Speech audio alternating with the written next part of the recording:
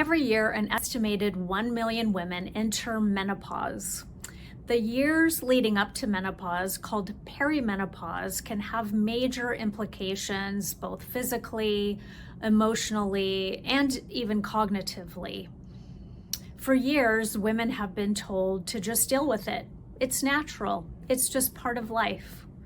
Well, now the tides are changing, conversations are happening, and with that comes misinformation too.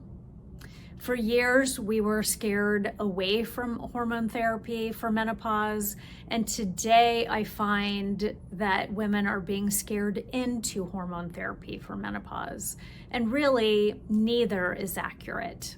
Many of my patients know I love hormone replacement therapy, but it's only when being utilized in the right patient for the right indication and individualized to their needs.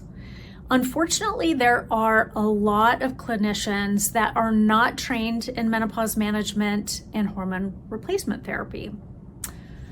That is because of a study done in the early 2000s called the Women's Health Initiative that misinterpreted its data and misreported the outcome. But we at TLJ have been managing menopause for over 25 years.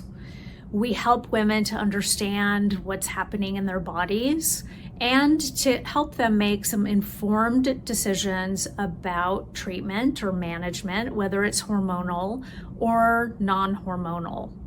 One of the most amazing things we hear on a regular basis is, "Hey, I finally recognize myself again."